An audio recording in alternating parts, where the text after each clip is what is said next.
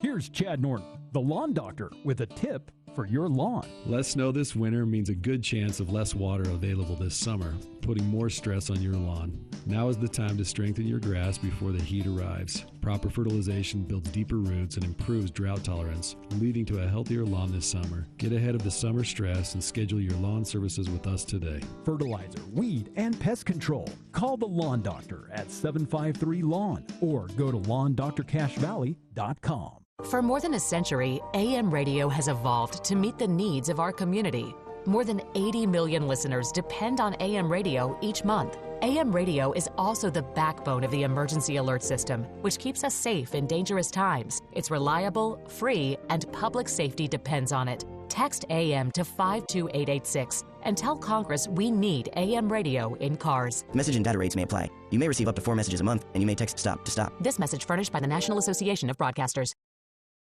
It's time for the Garden Guide with your host, Mark Anderson from Anderson Seed and Garden. New research suggests that people are more likely to eat vegetables if they have a tempting name. What would life be without homegrown tomatoes? Only two things that money can't buy, and that's true love and homegrown tomatoes. From gardening to landscaping. Today we are going to try and create garden eyebrows. Kind of like the flowers are sprouting directly from your hair. That makes sense. Phone lines are open at 753-KVNU or 800-369-KVNU. Kind of like eating vegetables. It's the Garden Guide, now on KVNU 610 AM and 102 FM. And good morning. We welcome you to the show on this beautiful Saturday morning as we're going to see temperatures today a little cooler with a chance of some rain coming in. But, we can always use a little bit of moisture. We'll feel right along with Mark Anderson of Anderson Seed and Garden, joining you for the Garden Guide on this Saturday morning. And phone lines are open. We want to hear from you with your questions, comments about all things lawn and garden. Phone lines are open at 753-KVNU. That's 753-5868. Mark, we were just talking about with the temperatures next week looking like we're going to be in the 70s. It's definitely going to start feeling like spring. It feels like spring. Yeah. So yesterday I had, unfortunately, a funeral to go to. And when I got back to the store, parking lot was full. And I was like, ooh, must be spring. Yeah. Temperature's warming up. Must be spring. Yeah, must be spring. Because the fruit trees are in, and I've got more coming next week. And all the small fruits are starting to arrive. So we got strawberries, and we got raspberries, and we got blackberries, and blueberries and currants and gooseberries. They all kind of showed up the last day or two. So we're hurrying to get them organized. We probably will have them available for purchase today. Okay. But all these bare root plants are coming in. We did get a little bit of bad news, though. Our onion shipment for next week is delayed because they've had so much rain in Texas. They couldn't harvest and ship this week. Yeah, really. So maybe they'll show up the end of next week instead of like the first part of next week. So we may run out of some onions until our next big shipment comes in. And that's just the way it is in the spring sometimes. You know, maybe it's a little dry here and it's really wet back east, or it's really cold here and it's really warm somewhere else. Yeah. So it kind of goes through those cycles. So onion plants will probably burn through what we've got left today and Monday, and then we might not have many for next week, but there'll be more coming. Yeah, we got lots more coming. It's just it was so wet they couldn't get out in the fields and dig. So it's no fun slopping around in the mud. No, it's not. And with the rain coming in this afternoon, it'd be a great time to maybe put some fertilizer. Perfect. You may take care of those trees. I know that's one of the things we're thinking of is put a little Bigfoot on that new apricot tree we put in. Yeah. I went out not last night, but the night before, and I took the digging fork and stuck it in the garden just to see if I could till, and it was really close. So it's going to depend on how much moisture we get out of this storm, whether I till, Monday or Tuesday. So we'll see how it goes. But we're close to planting, which is exciting this early in the month. So if your soil is workable, you could get peas and spinach and lettuce, radishes, onions, cabbage, cauliflower, broccoli, kale. Those could all go in like today if you're ready to go. And like you said, great time to put a little fertilizer on. So we'll have to talk about how to prep your yard for the year and get some fertilizer on. And if you do that before it rains, that would be sensational. Okay. Yeah, that'd be perfect. Phone lines open at 753-5868. That's 753-KVNU if you have a question, comment for Mark Anderson of Anderson Seed and Garden. You were mentioning the bare roots are pretty much all in stock. And coming up today, if you've ever had questions about planting bare roots, how to do it, how to make sure that they can survive, there is going to be a class coming up this afternoon, and it's free to attend. So we've got a seminar at 1 o'clock, and it is on bare root planting. And so we'll go through the process of how to select plants, how to care for them before you get home, how to care for them after you get home, how to prep them for planting, how to dig your hole, what to backfill with, what to water them with, and how to get these plants established, and especially how to prune afterwards, because a lot of people don't think that they need to prune their plants. But once you move them from their temporary location to their new location, it's always a good idea to prune a little bit and conserve some strength on the plants. So we'll go through all of that in our seminar today. And this is a really good class. And the basic principles of planting bare root are the same for planting container plants too. So if you come into the store and you buy a 5-gallon, shade tree, right, then you would use basically the same principles for planting that containerized tree as well as you would for the bare root tree. So it's an easy process. We have some great resources to walk you through that process and show you exactly how to do it, whether it's some of our planting videos or whether it's our photographic guide to planting, which just kind of shows you step by step exactly what to do, or if it's just our standard planting guide that we send you home with when you purchase plants. We've got you covered on how to plant properly with bare root or container plants so that you'll be more successful that way. Yeah, it does make a difference when you do it right. Yeah. So I had somebody the other day that was showing me pictures of their tree they planted a couple of years ago, and they live in Hiram, and the soil's kind of heavy out there in Hiram. And clay. And so as we were discussing, and I was looking at the surrounding, because with the pictures I could kind of see what's going on around it as well too. And I'm like, how big did you dig your hole? And they're like, well, the soil's kind of hard and clay, so I just dug it big enough for to drop that pot in. Just to get it in there. And it's like, it's drowning. It's like, I'm sorry, it's like collecting all this water. If you dug your hole 3 times the size of the pot, which is probably what you should do with this kind of soil that you've got there, you wouldn't be experiencing this problem with the tree, because it was, you could see the leaves were stunted and small, and it wasn't growing. It was just kind of lethargic, and it was standing in water. And so it didn't have the good drainage. And digging your hole properly to plant your tree takes a little bit of extra work, but it almost ensures your success later on down the road, if you do it correctly. Yeah, if you do it correctly. Until the deer come and kill it. Yeah, exactly. Well, and you bring up a good point. If you did plant your tree and maybe you didn't dig that hole big enough, and maybe you didn't treat the soil, and you didn't put in some of that mycorrhiza we talked about, you can still make up for it. Yeah. It does take time. I remember the first 2 apple trees that we put in, and kept watching them thinking, okay, when's the apples going to come? I've done my part. Mother Nature, it's time to do your part. And a good friend of mine who is a seasoned gardener, he looked at it and said, when was the last time you fertilized? And I said, what? I water all the time. He's like, no, those plants need fertilization. They need some food. And so there's some things that you can do if maybe you've neglected them a little bit that will really help make up for some of our mistakes. That's one thing that we recommend every year, that you fertilize your trees, because they are consuming the nutrient that's there in the soil. They're using up all the minerals and micronutrients, and over a period of 4 or 5 years, all that food could be completely gone that was there. Depleted. That was there to begin with, and so you've got to supplement it a little bit. Yeah, you got to supplement it. So, but we've got a caller. Yeah, we got. All right, let's start off on the phone lines with Kathy, who is joining us on the line from Dayton. Kathy, welcome to the show this morning. Welcome back. It's good to hear your voices. Oh, thanks, Kate. Go ahead. Mark, we cut down our 5 os trees. We still have 2 of them left, but they're cut down, and now I have stumps all over my yard. We went in yesterday and got the stump remover that you guys have. Gotcha. but I have got in fact, two of the stumps are fairly close to some smaller 10-year-old trees, and I'm worried about poisoning the trees. Damaging How do I them. use that stump killer? Damaging them. Okay, so are the stumps dead where they're not sending up suckers anymore? They just got cut down the other day. Okay. And they are not, I imagine they will send up suckers. Okay, there's two things that you need. So you may have just got one of them. And so how big around are the stumps? I mean, diameter-wise, how big are they?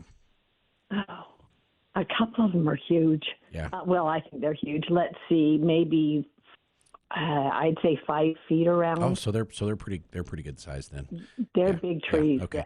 Huge is a relative term, so I'm glad that you explained that. Because some people are like, they're huge. They're like 12 inches, and I'm going. The two in front are smaller, but the ones in the back and the side yard were big trees. Okay, so what we need to do is we need to make sure that those stumps are dead before you try and decompose them. Because if they're still alive, if you just cut them down and they're not dead, they could. That's a large root system for that big of a tree. It will just start sending up suckers all over the place. So it'll try and reform itself. So we're going to use brush and stump killer, and that is a product that you can apply directly to the cambium of the tree. So the cambium is the layer right between the bark and where the wood is, and that's where most of the water and nutrient flows through the tree, and that's the part that we want to treat.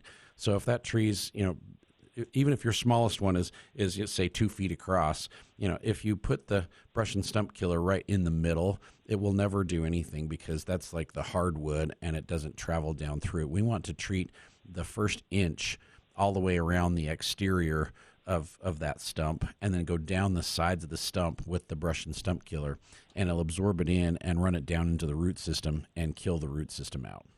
And once that, so we drill holes in it to do that? You don't even have to drill holes in it. You just paint it on there. Yeah. Okay. Yeah. So no hole drilling. We're just going to paint it on there, and it's going to absorb it in through the bark. It's going to absorb it in through that fresh cut, and then it's going to go down and kill the root system out. You need it to be dead. Otherwise, it's going to stay alive, and it's going to be picking up a lot of water and a lot of nutrient, and it's going to send suckers all over the place. Then you're going to be treating those to try and stop those. Sorry. So after it's dead, and it will probably take about a month or 6 weeks, then you'd use the stump remover on it, and that's where you drill the holes into it. And then it will speed up the decomposition of the stump once it's dead. So it'll make it deteriorate much faster, and neither of these products are going to be toxic to your surrounding plants if you apply them correctly. If you spill it into the soil and willy-nilly all over the place, it could damage your surrounding plants. But if we do it properly, it will never get into the soil, and it won't affect even a plant that's like 3 inches away from your stump.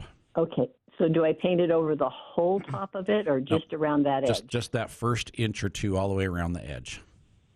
Okay. All right. And if you come in today, other than me teaching that class at 1 o'clock, and then I've got my standard class at 3 o'clock, I'll be there, and I'd be glad to show you how to do it. And it's very, very easy to do. And usually we'll say, go to the hardware store and grab one of those really inexpensive, cheap, spongy brushes, and then you can use it and then discard it when you're done. Okay. Yeah. All right. Thank you very much. That's what we needed to know. You're so welcome. You're so welcome. And this is a slow process, but it's not a difficult one.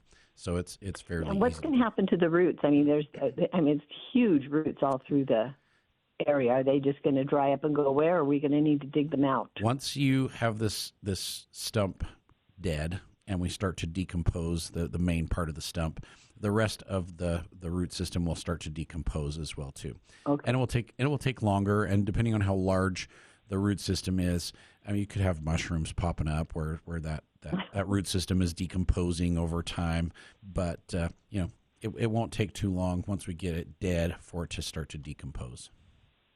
All right. That's what we needed to know. Thank you very much. You're very, very welcome, Kathy. Have a great weekend. You too. Bye-bye. Right, bye. And that opens up a phone line at 753-KVNU, 753-KVNU, 753-5868. Either way, you can get in to ask a question or make a comment here during the Garden Guide on this Saturday morning, as it's now 8:19. And, it brings up a good point that this is the time of year, Mark, if you are looking to make some substantial, drastic changes to your yard, this is a great time to do it, especially when it comes to pruning. If trees do need to be taken out, I know we've got a couple cottonless poplars that we were hoping were going to survive, and it's just not looking like they are, and so they're going to need to be coming down too. Darn it. Great time for pruning while our trees are still dormant, and shrubs as well too. So we have a lot of homeowners out pruning their fruit trees. And then as soon as you're done pruning your fruit trees, and of course, we've got some really great resources on our website to help you through that pruning process. If you don't feel comfortable, we've got our tree pruning guide that helps you identify which parts of the tree and which parts should be cut and how to make the cuts so that the tree will grow in the directions that you want it to grow.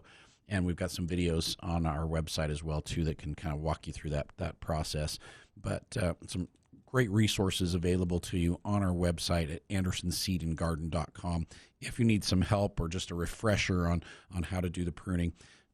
But once you're done pruning, it's a great idea to do your dormant spray, and we recommend you mix a fungicide in with that dormant oil.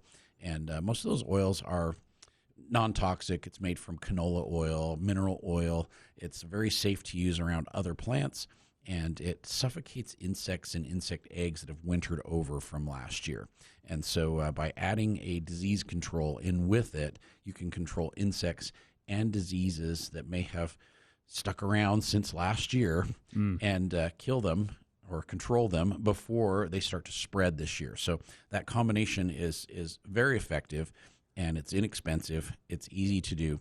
And all you have to do is, after you're done pruning, just hook up your hose end sprayer or use your pump sprayer and just a light coating over the entire tree. You do trunk and branches and twigs, just coat the whole thing. And that oil will suffocate any insects that may have wintered over.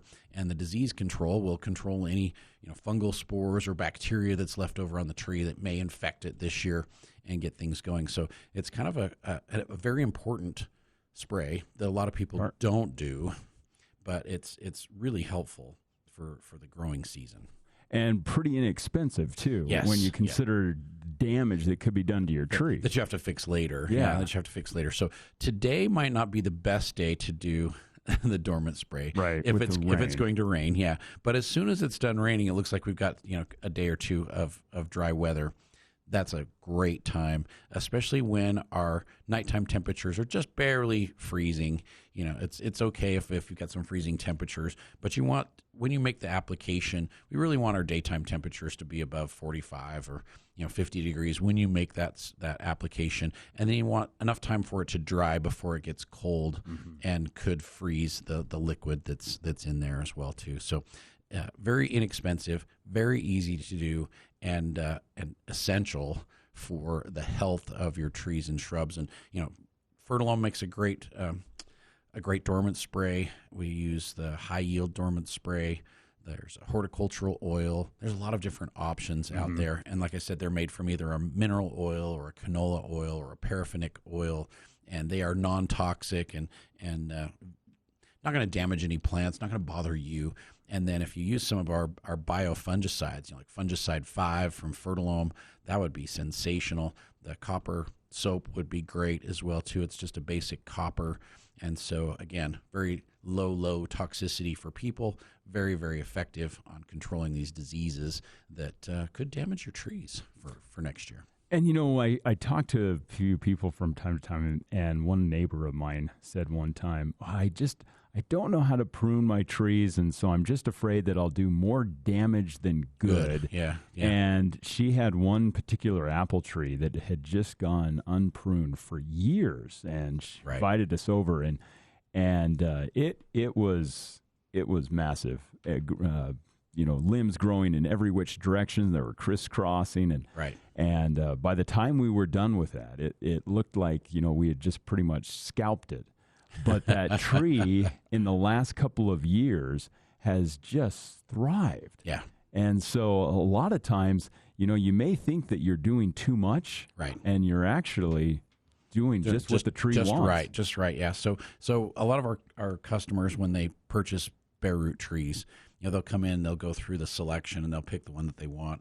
And then I'll say, hey, can I prune that for you? And they're like, yeah, here, prune that before I go. And once I'm done pruning, their jaw's like on the ground. And they're like, you just cut all the big pretty branches off. It's like, yeah, but just look at it. When you plant it, those were going to be like 1.5 feet off the ground. So it's like, we got to just get rid of those. It's like up here on the tippy top, where I left this little shape up here, that's where your new branches are going to form. And that's where we want, growth. We don't want anything down here. So I'm just going to get rid of it. So it puts all the strength that's going to go into those branches somewhere more productive. Right. So sometimes they leave and they look like a stick with a little pom-pom on top, but that's what they should look like. Yeah. And then as it grows, I'm going to take some of those other branches off completely as well too, until it has a bigger central leader, until we can start forming it and shaping it and getting it going that way. So, yeah. Hey, we got to remember that it's the Home and Garden Show next week. Yes. I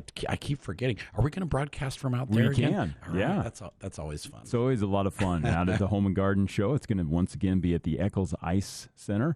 But this year, no ice. You don't have to worry about the ice at the Ice Center. There's no They're ice. actually redoing the ice sheet, and so we're going to be without the ice.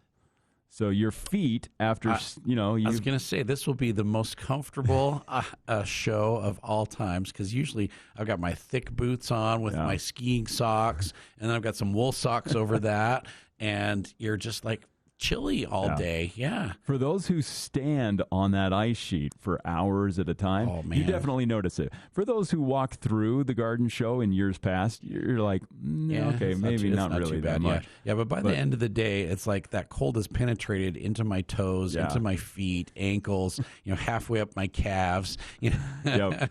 So no ice this year at the Eccles Ice Arena. So no built-in air conditioning. No, it's going to be just a beautiful weekend, hopefully next weekend. That is good to know. That is way good to know.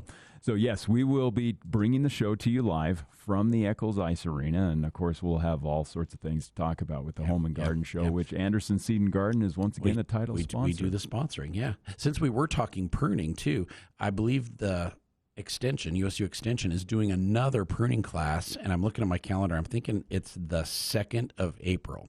So we just did one this last week, and had great participation, had a lot of people show up, but we're doing another one on the 2nd of April, and they do such a great job with the classes. And I think we've got a general gardening class coming up on the 26th of this month as well too. So we've got various classes being taught by the USU Extension agent. J.D. Gunnell does a really fantastic job with the teaching. And then we've got some of our own classes going on the weekends as well too. Yeah. So not too bad. But at the Home and Garden Show, it's busy enough. We won't be doing any classes this year. Yeah. There's just a lot of people. And it's always a lot of fun too, because you bring out a lot of the flowers, pansies, and things like that. And if you're looking to add a little color around your yard early in the spring, the Home and Garden Show is a great place to get some ideas. Yep. We do have pansies in stock right now. We do have some primroses and a lot of vegetables as well too. So surprisingly, we've got cabbage, cauliflower, broccoli. We even brought in a few early tomatoes for those daring gardeners that want to get a tomato early. Because what is it today? It's like the 14th of March, and we've got people that have been buying tomato plants, and I'm like, dang, you're gonna have frost for 2 months. But are you ready to go? If you treat it with if you put it in a good wall of water, wall of water, you'd definitely be able to get them going. You could do it. As nice as the weather's supposed to be next week, the week after it could be cold and snowy and freezing. So we get lots of fluctuations in our temperatures this time of year. But as we mentioned earlier, we've got the bare root class at 1:00 today, and that will teach you how to plant bare root plants. And you can use the same principles for planting container plants as well too.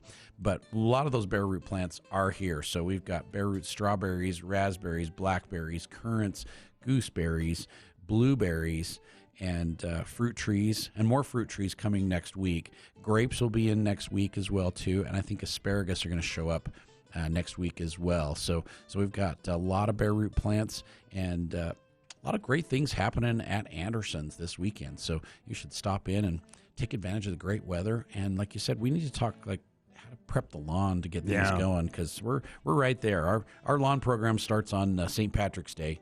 Okay. And that's Tuesday. And that's next Tuesday. Week, so it's coming up. So we should definitely discuss that when we come back. And we can take your calls, too. If you have a question or a comment for Mark Anderson of Anderson Seed and Garden, phone lines open, 753-KVNU. That's 753-5868. And we'll be right back.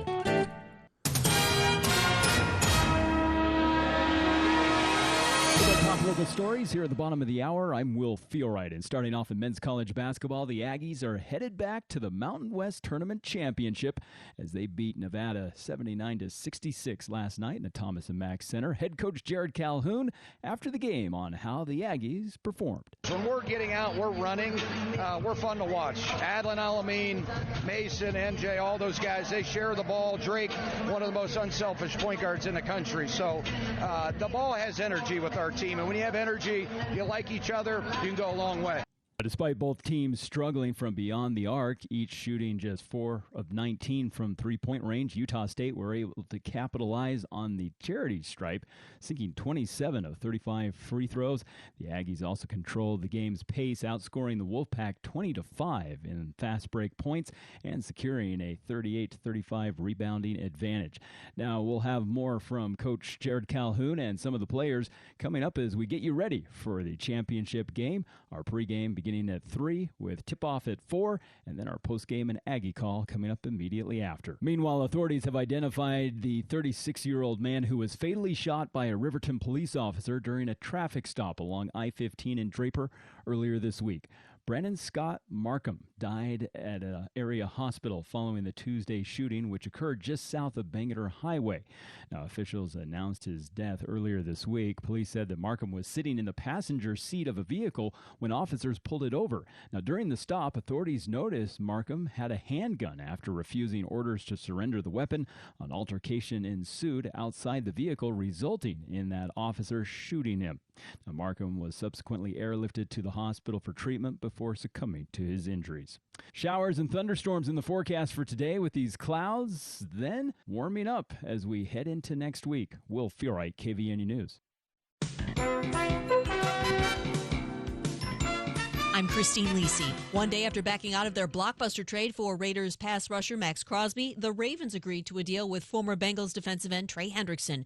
4 years, $112 million, $60 million guaranteed, a $20 million signing bonus. Contract could be worth up to $120 million with incentives. The Ravens canceled the Crosby trade last night due to concerns that arose during his physical. He's coming back from knee surgery.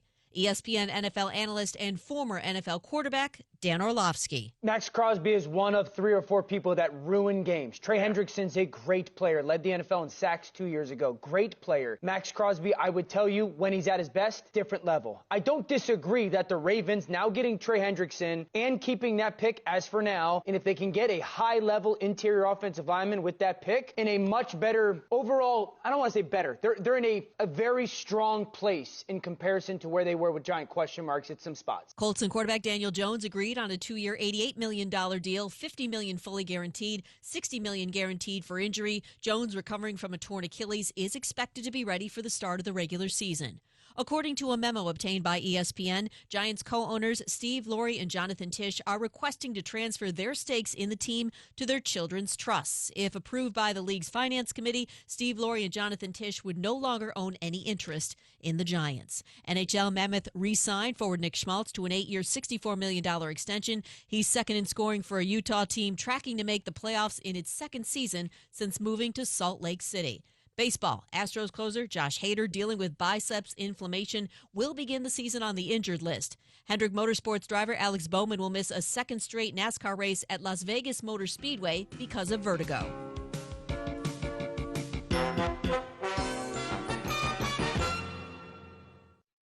Northern Utah. Voting is officially open in the Best of Northern Utah contest, presented by Alpine Cleaning and Restoration. Think about the business that always takes care of you, the places you tell your friends about. Go to bestofnorthernutah.com and vote. Gold and silver winners will be decided in over 200 categories, and your vote helps choose them. Vote now at bestofnorthernutah.com. Taking the guesswork out of gardening. It's the Garden Guide with Mark Anderson from Anderson Seed and Garden on News Talk KVNU, 610 AM and 102.1 FM. At 8:35 now on this Saturday morning, as right now we're sitting at 47 degrees outside the KVNU studios, and looks like we're probably not going to see temperatures much warmer than it is right now, Mark, as this storm is coming in. It is going to keep temperatures a little cooler. Going to get a little chillier. I should go change and take my shorts off then. Yep. Went with the long sleeve shirt today just because, Mother Nature is going to bring us a little bit of storm activity, but we definitely need the moisture. I noticed Logan City actually put out a press release noting that overall our SNOTEL totals for this area, I mean, they're pretty decent. Not to come a little prideful, but we're at least around the 80 percentile range. Yeah. I think it was about 83%. Yeah, and it has been higher. We were close to 90 a little while ago. So a couple storms and we could be at 90%, which means we're in pretty decent shape compared to the rest of the state. The rest of the state's much, much lower. We definitely still are hoping to see more moisture for sure, but at least we are doing okay. Yeah. And so what's been interesting this year is every storm that we've gotten has been big.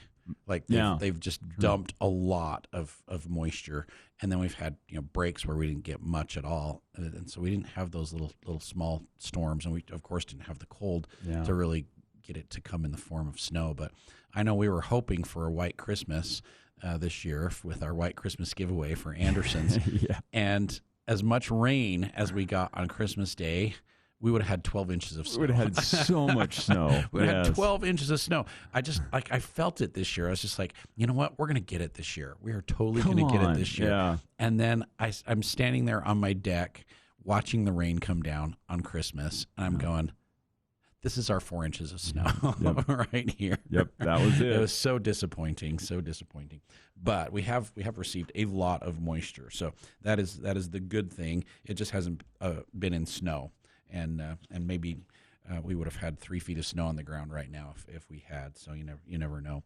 But you're welcome to call in with questions or comments. We would love to take your questions, and we'll be talking here shortly about fertilizing your lawn, prepping your lawn for the summer, and we can absolutely talk about water conservation steps that you can take to really help. And there's a lot of things that you can do.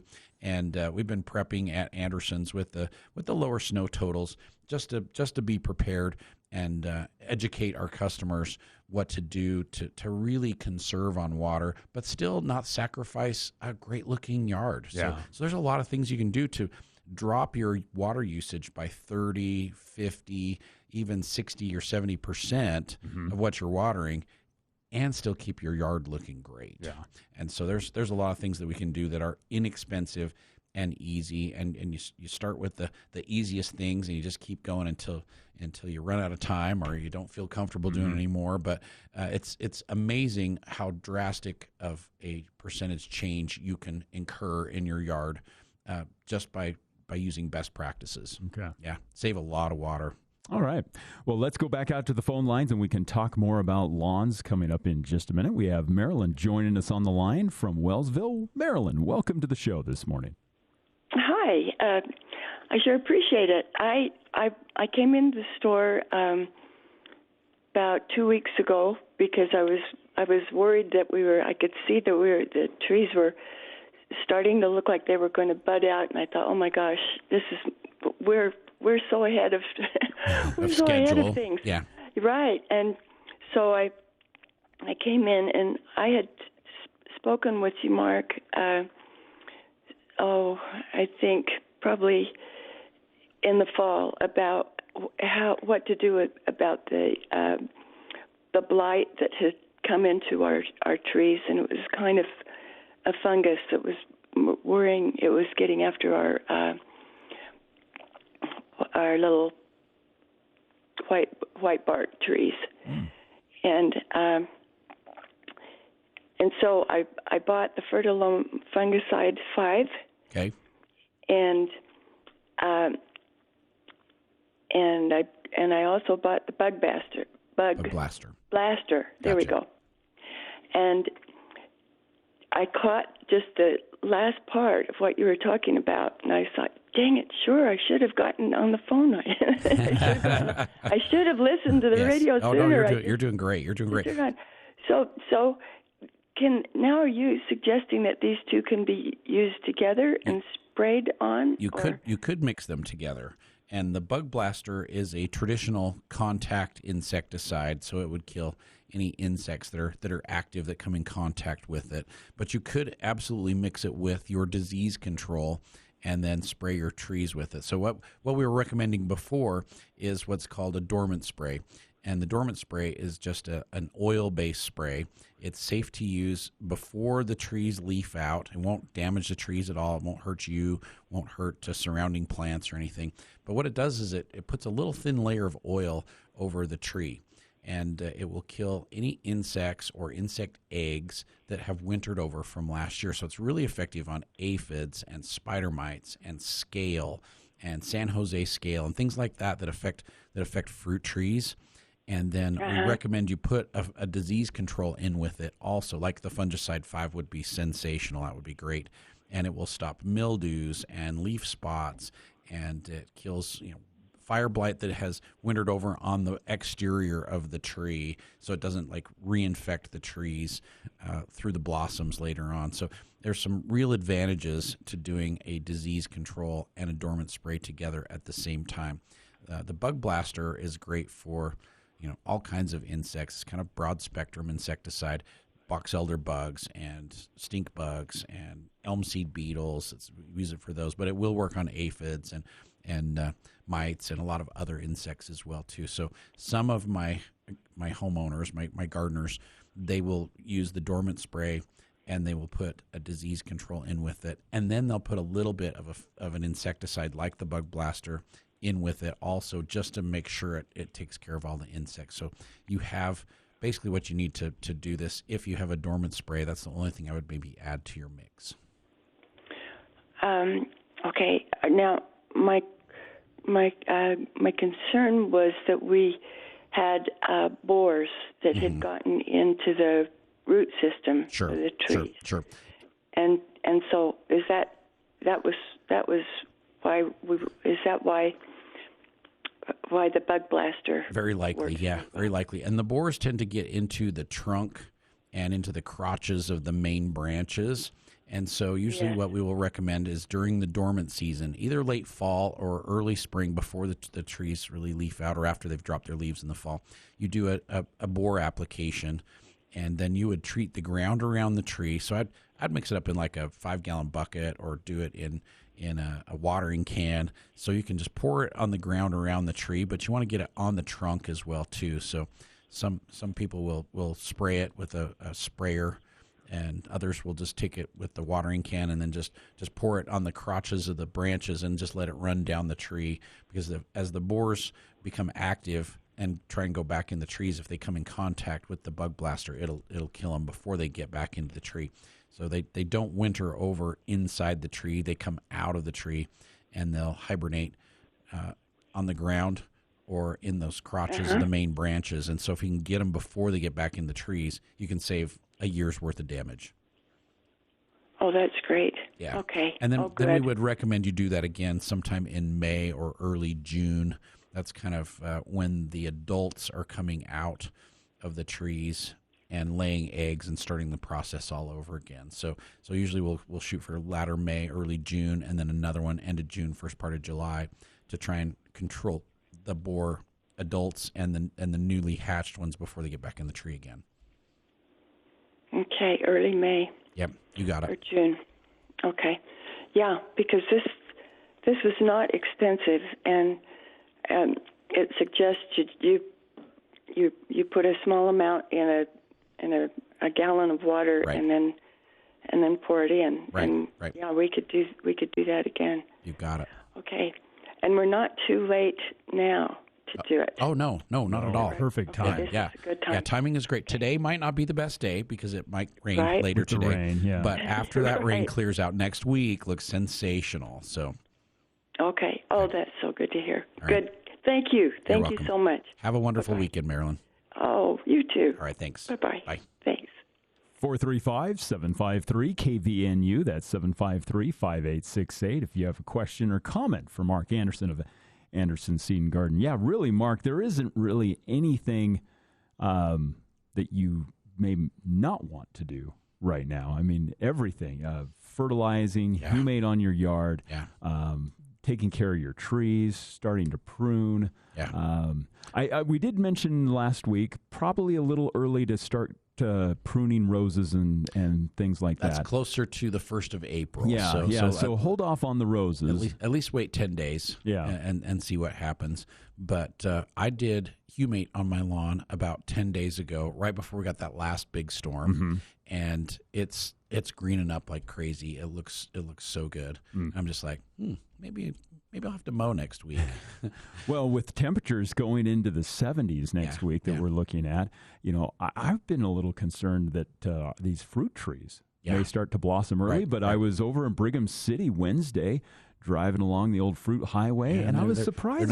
They're not doing anything. They haven't blossomed over there either. And we're usually a week or 10 days behind Brigham City. So we're even though we're going to get warmer temperatures, it's possible we could get a little bit of blooming, but first part of April is usually when the trees are blooming, and so we might be a little bit early this year. Last year we were a little bit late. Yeah, and we were late probably the last 2 or 3 years. We were really, really late, and so maybe Mother Nature is compensating for the last 3 really cold, wet springs that we've experienced. So we'll see what happens. But the best thing I can recommend for right now, if you really want to get your lawn greened up and healthy and ready to go for the season, an application of humate to start off with is the best first step, because it will really green your lawn up and bring it out of dormancy without making it grow so fast that you have to mow every week. And so it also eats up thatch and dead grass clippings and any organic matter that's left over from last year. Maybe you didn't get all the leaves picked up. It'll help break all that stuff down. But once the grass starts to green up and it starts to grow just a little bit, you can mow it once. And we recommend you mow close for your first mowing. So mow it really close, almost scalp it. Okay. And it will get rid of all that dead stuff that's out there. And I never rake my lawn in the springtime unless there's a lot of leaves that collected after we tried to clean up all the leaves, and then it snowed on top of them. So we'll just put the humate on, let the humate start to decompose all that stuff. And it gets down into the soil, conditions your soil so it'll accept and absorb and hold moisture better. Has lots of minerals in there to really, really green things up and get your soil healthy. And then mow it close. And that's like the best way to start the year off with. And then after you do the close mowing, then go ahead and put your fertilizer on. And your options right now for fertilizer is, I would do either 16-16-16, or you could do like a slow release nitrogen with some iron in there if you really want to green the turf up. So our 23-316 or our Green Maker from Fertilome would be sensational as well too. But if you really need to put a pre-emergent on for crabgrass or foxtail or goosegrass or spurge or anything like that, it's a little bit too early. We'll usually recommend, first part of April is a better time through the end of April to use a pre-emergent, because if you put it on right now, I mean, it's only the 14th of March, it will be wearing off the 14th of May. So it'll like 2 months into 3 months is about how long it lasts. And most of those weeds that we're really trying to target are germinating in May. And so if your pre-emergent is losing effectiveness the first part of May, you're not going to get the weeds that we're trying to target that are going to come up in May and sometimes even into the first part of June. And so you need to apply it around the 5th through the 25th of April, so that it is at peak effectiveness when those weeds are germinating, and it will stop them before they get established and take off. So crabgrass traditionally does not germinate until about the 10th of May. around here, no matter how good the weather is. It's very soil dependent. So when the soil temperature reaches a certain temperature, then it starts to germinate. Yeah, so you don't want to get it on too early. And the product that we recommend is Dimension, and Fertilome's lawn food with crabgrass preventer has Dimension in it. And even if you're a little late applying it, it will kill crabgrass even after it's germinated. And so it's very effective to put on later.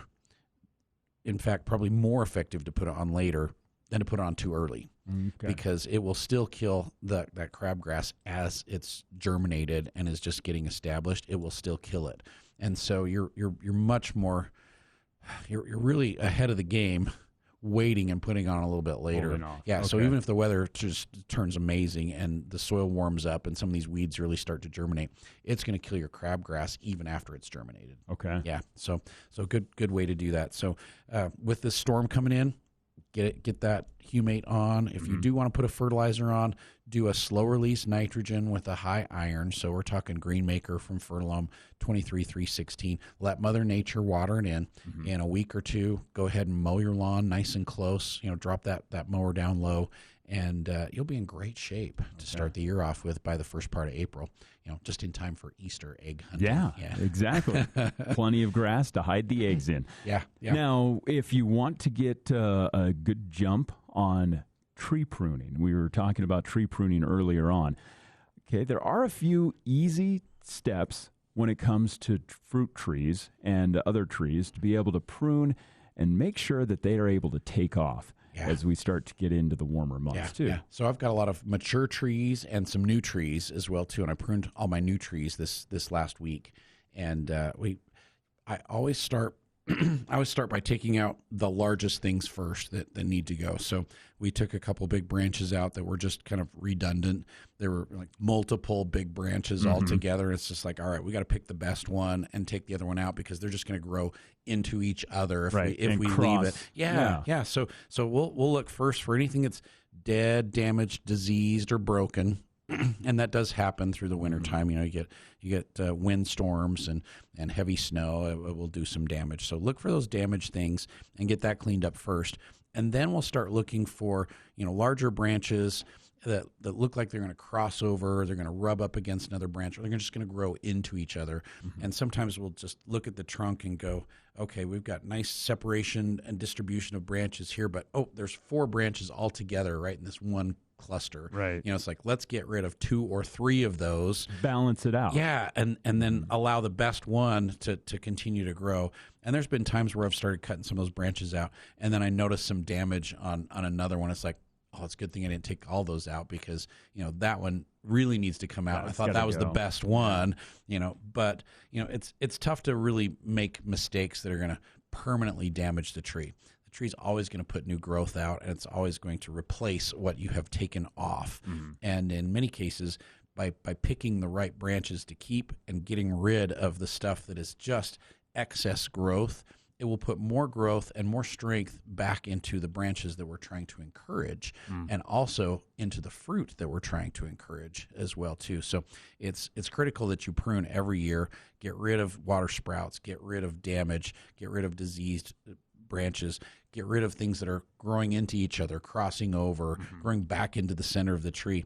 Then you can go in and say, I've got a gap over here. Let's prune this branch to encourage it to grow towards that gap and fill it in instead of going the other direction, which will force it to go over the top of another branch, which we don't really want. And so you can go in there and selectively pick the branches and the twigs and the areas that we want to focus the growth on. And so really what I try and tell people is like the best way to put this into perspective is by pruning, you're communicating with the tree.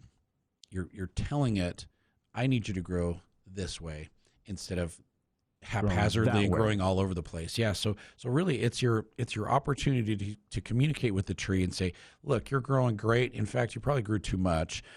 Let's focus your growth over this way instead. And by pruning properly, you can really redirect the strength to go in different directions and to go towards the fruit and take some of that excess growth off that's just stealing strength away from the plant so it can really focus on the most important thing. Yeah. Now, you mentioned water sprouts, and many who have fruit trees know what water sprouts are, but there may be some who are saying, well, wait, what's a water sprout? Yeah. Okay. Those are some you'll find, especially with someone who has not pruned their tree. And I was mentioning my neighbor earlier, water sprouts everywhere. Water sprouts are really easy to locate. They are. Because they just go straight up. And they have no other branches on them. Unproductive growth is what we call it. So next to the trunk on the ground, you can get suckers that come up, and they look kind of like water sprouts, and they just like shoot straight up. Yep. And in many cases, they're coming off of the rootstock, not off of the tree, and so they will be something different than what your main tree is. So you just need to get rid of those. Up on top of the tree, where you've got some more horizontal branches, the water sprouts shoot straight up off of those horizontal branches. And that is unproductive growth. It's just going to steal strength from the tree. And you can take those all off this year. And then next spring, you're going to go back out there and you're going to have to take them all off again. Yeah. It just every year it just kind of does it. So even if you're diligent and pruning, you're going to have water sprouts every year. It's just normal for the tree to grow that way. Yeah. But if we take those off, it will encourage the strength that would go into those branches to go somewhere else. And so it's very, very healthy to take those off the tree. It's healthy to take out broken and redundant and crossing over branches. It really conserves strength so the tree can focus its nutrient and water and everything that's picking up into the parts of the tree that we really want to grow instead of just letting it grow and do its thing. Go all over. Now, here's another question that I see a lot of times is that people will plant a tree, and we see this especially up at the university because they get a lot of canyon wind. Oh, yeah. Okay? Yeah, wind blows like crazy. Sometimes that wind will try to dictate where it wants the tree to grow as well, more too. than the gardener does. And so I see a lot of times where, and we've used these before, guide wires, ropes that will help to prop that tree up. And how long do you usually need to keep those in place, and should you perhaps move them from time to time? That's a really good question because a lot of people will leave them on for like a decade. And usually that can damage the tree. We'll usually say leave them on until the tree starts to develop its more mature bark. And you can tell when that mature bark is coming in, and that's usually somewhere between 5 and 10 years for that mature bark to hit. But if you look at a young tree, it has a more smooth bark to it. And you can almost scratch it off. Yeah, and as it gets more mature, it will start to have a rougher texture to it. And it's really interesting because people will come in and they'll say, there's something wrong with my tree. And it's like, okay, did you bring a sample? They're like, no, but I brought pictures. And so then they start showing us pictures, and it's just the tree has hit that 7 or 8 year old mark. And it's starting to like develop its more mature bark, and they think there's something wrong with it because the bark is changing. Right. And it's like, no, it's just kind of reached puberty, and now it's turning into an adult. So we're going to do this. That's when you probably should take your structure and ropes anchors and ropes off. Yeah. And we definitely want to have something to cushion that wire or the cable that we're using to keep the tree in place. And a lot of times we'll take an old garden hose and cut it into pieces and then feed the wire or the rope or the twine through that so it doesn't cut into the tree because it's got a little bit of insulation. Pipe insulation works great.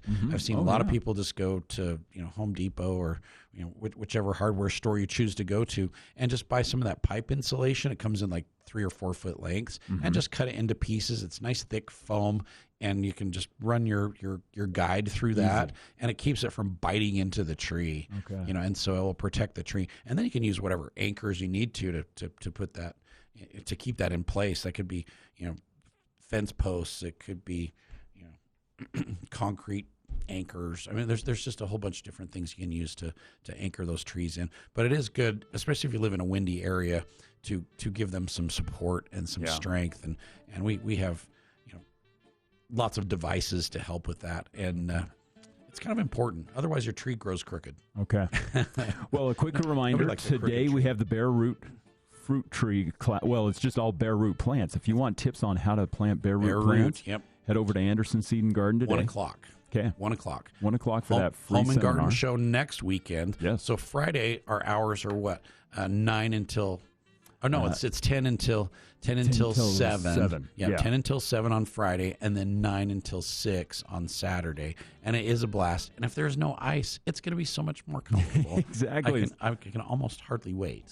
So make sure to join us next week as we'll be coming to you live from the Home and Garden Show, talking all things lawn, garden, and probably some beautiful colors with the flowers as well.